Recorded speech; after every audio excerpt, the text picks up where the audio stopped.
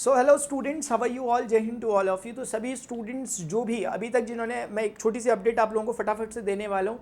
I hope अभी तक अगर आप क्लास 12th के स्टूडेंट हैं उनके लिए इन्फॉर्मेशन है। जो 12th का जो अभी बोर्ड एग्जामिनेशन जिनके चल रहे हैं और ख़त्म होने वाले हैं, आप लोगों को डेफिनेटली अब तक पता चल ही चुका होगा। CET का एग्जामिनेशन का फॉर्म आपने भर दिया होगा। ये एक आपका सेंट्रल यूनिवर्सिटी एंट्रेंस टेस्ट होता है जो आपकी 45 सेंट्रल यूनिवर्सिटीज़ है पूरी इंडिया में, उनके लिए कॉमन टेस्ट है। जैसे पहले AIEEE का एग्जाम होता था, वो बाद में अपग्रेड होकर JEE का एग्जाम बना, JEE का एग्जाम बना, joint entrance examination test engineering के लिए।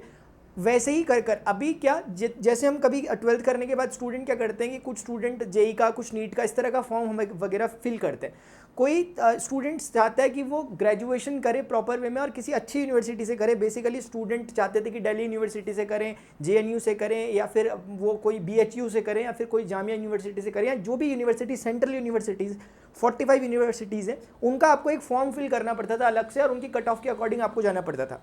ये एग्जामिनेशन में शॉर्ट में आपको जो बात बताने आया हूँ एक्चुअली, क्योंकि अब तो टाइम बहुत हो चुका है, आपको शायद इन चीज़ों के बारे में पता भी होगा।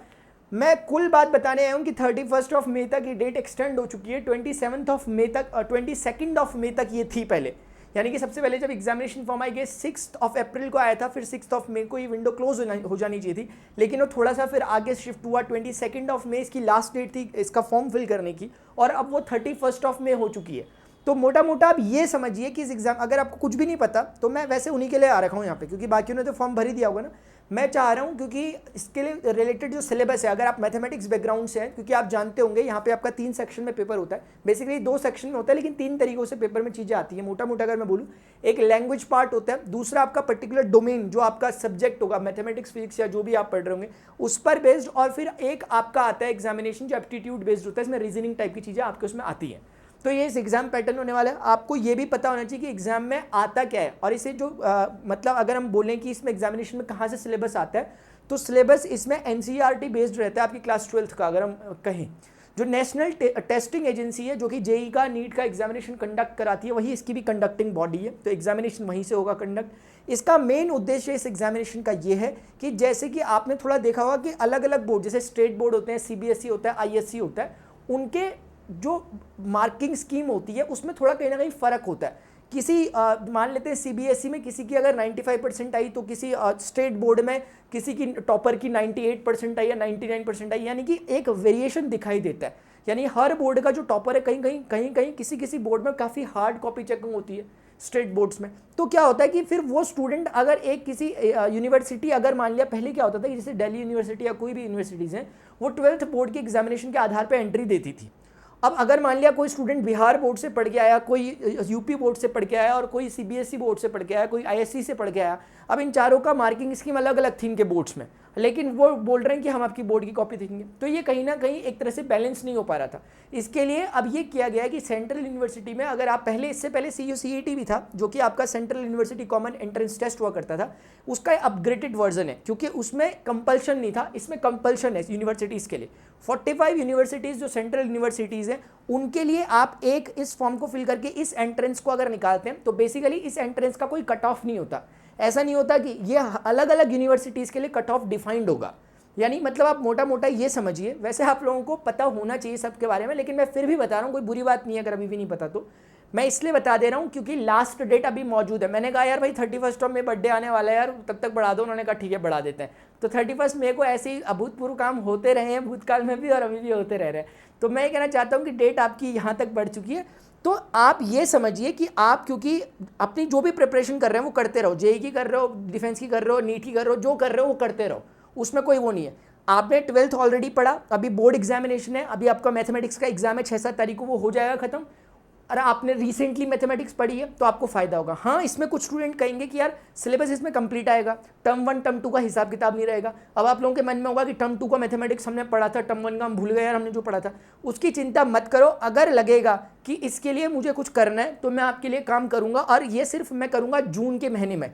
हमें जून के महीने में खत्म कर देना होगा जितना सिलेबस है। भले हमें उसके लिए एक्स्ट्रा क्लास लेनी पड़े, 2-2, 3-3, 4-4 घंटे की, जो भी करना पड़े हम करेंगे, लेकिन ये डिपेंड करेगा कि स्टूडेंट अटेंशन इस तरफ है कि भी नहीं है, तभी मैं क्लासेस को मतलब स्टार्ट करूंगा। तो कोशिश करें कि अगर आप मैथमेटिक्स सब्जेक्ट में मेरी हेल्प चाहते हैं NCERT की पूरी, तो मैं आपकी हेल्प जरूर कर सकता हूं। और डेफिनेटली आप देखिए NCERT का ही कंप्लीट सिलेबस आएगा, और जिन स्टूडेंट ने अभी तक मेरे से पढ़ा था, जो ऑलरेडी जो मेरी क्लासेस चलती हैं अभी, जो संभव बैच चल रहा है उसमें जो आते हैं, तो उनको तो डेफिनेटली बेनिफिट होगा, उन्हें बहुत ज़्यादा एक्स्ट्रा पेन की ज़रूरत नहीं है। ये कुल मिलाकर बात है। तो आप सभी से रिक्वेस्ट है, जो भी स्टूडेंट आप किसी भी स्टेट बोर्ड से रिलेटेड हो, आपको इस बारे में जानकारी ना हो, वीडियो अगर आपने देख लिया, फटाफट से जाके इसका फॉर्म 31 मई से पहले, उसमें भी एक बात है कि 31 मई में भी रात 9 बजे से, क्योंकि जो इसकी वेबसाइट है बेसिकली, ये इसकी वेबसाइट है, यहाँ साफ साफ लिखा हुआ है extended from date extended till 31 May 2022 up to 9 PM IST Indian standard time, यानी कि इंडियन स्टैंडर्ड टाइम के अकॉर्डिंग रात 9 बजे तक। कई बार हमें लगता है कि फॉर्म 12 बजे तक होगा, जनरली ये मन में ख्याल रहता है कि 31 मई के 12 बजे रात तक, ऐसा बिल्कुल नहीं है। आपको फॉर्म जल्द से जल्द, अभी सुना अभी ही भर दो, बाद में पता करते रहना CUT क्या है, बाद में पता करते रहना, फॉर्म अभी भर लो अगर आप बोर्ड के स्टूडेंट्स हैं। और फिर हम इसके बाद इसकी प्रिपरेशन स्टार्ट करें। छोटी सी अपडेट स्टूडेंट आप लोगों को देनी थी मुझे, जिन स्टूडेंट ने ऑलरेडी ये सब कुछ कर दिया, इनका फॉर्म वगैरह तरीके से फिल हो चुका है, देख लेना, करेक्शन की जरूरत हो तो कर लो, 31 के बाद कोई मौका नहीं मिलेगा।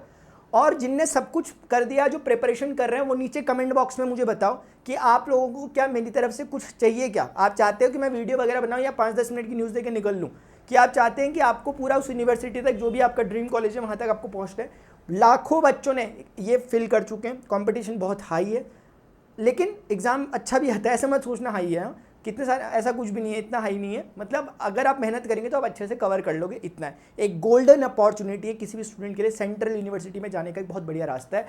सेंट्रल यूनिवर्सिटी बेसिकली क्या होती है ना, इनको सेंटर से फंड मिलता है, यानी कि जो सेंट्रल गवर्नमेंट होती है उसकी तरफ से फंड मिलता है, ताकि वो अपने जो इंफ्रास्ट्रक्चर है, अपना एजुकेशनल सिस्टम है अंदर का, उसको थोड़ा सा एम्पावर कर सकें, इसके लिए उन्हें वहाँ से फंड मिलता है। तो डेफिनेटली वो होती भी हैं जानी मानी यूनिवर्सिटीज़। आपने JNU, BHU, Delhi, Jamia, AMU, इस तरह की यूनिवर्सिटीज़ का नाम सुना है, they all are central universities, ऐसी 45 है देश में। अभी के लिए स्टूडेंट्स इतना ही, मिलते हैं अपने नेक्स्ट सेशन में। Till then goodbye, see you, take care. जिसको जो भी प्रॉब्लम है नीचे कमेंट सेक्शन में लिखो, फॉर्म जरूर भर देना 31 मई तक, ठीक है ना। Goodbye. और एक छोटी सी बात, अभी सारे स्टूडेंट्स को मैं एक और बात बताना चाहता था, हाँ वो रह गया, कि ये जो चीज़ है, स्पेशल क्लास में आओ, अगर आपको कोई दिक्कत है आज शाम को मिलना मुझे। अगर आप ये वीडियो जब भी देख रहे हो, आज इसकी टाइमिंग मैंने रखी है 6:30, ठीक है, 6:30 से 7:30, 8 से 9, और 6:30 से 7:30, ठीक है, 8 बजे से, ठीक है, 8 बजे से इसकी टाइमिंग है। आज स्पेशल क्लास मेरी होती है, इसमें आकर मेरे से डाउट पूछ सकते हो। अनअकैडमी में लाइव क्लास चलती है, तभी मैं कहता था, आपको याद होगा शुरुआत से कह रहा हूँ कि आप 11th-12th की मैथमेटिक्स अगर पढ़ना चाहते हो आओ इसमें। NDA के लिए पढ़ाता हूँ, लेकिन उसमें 11th-12th ही आती है। मैं कब से कह रहा हूँ शुरुआत से कि आप लोगों को टैग पे मत जाओ, ND लिखा हुआ या कुछ के लिखा हुआ, आपको दिखना चाहिए कि आपके सिलेबस में क्या आ रहा है। 11th-12th आपके इसमें आ रही है ना, 12th मैथमेटिक्स, तो आप कहाँ से करोगे, NCERT पढ़ने जाओगे, तो यहाँ कितना बेस्ट है। तो आप आना है यहाँ पर, जो भी डाउट्स होंगे, क्वेरीज होंगी, करना, और यहीं पर ज्वाइन भी करना, आज से क्लासेस पढ़ने लग जाना। PRN31 को as a invite code use कर सकते हैं आप जब अनअकैडमी लर्निंग ऐप पे आप जाएंगे, ताकि आपको फ्री क्लासेस को एक्सेस करने का मौका मिले। कंप्लीटली फ्री ऑफ कॉस्ट है, 100%। बहुत से बच्चे से ऑलरेडी पढ़ते हैं। तो स्टूडेंट्स, यही छोटी मोटी जानकारी आपको देनी थी। मुझे फटाफट से क्लास में मिलो आप लाइव में, जो भी इंटरेस्टेड स्टूडेंट है। अभी के लिए इतना ही। टिल देन गुड बाय, सी टेक केयर।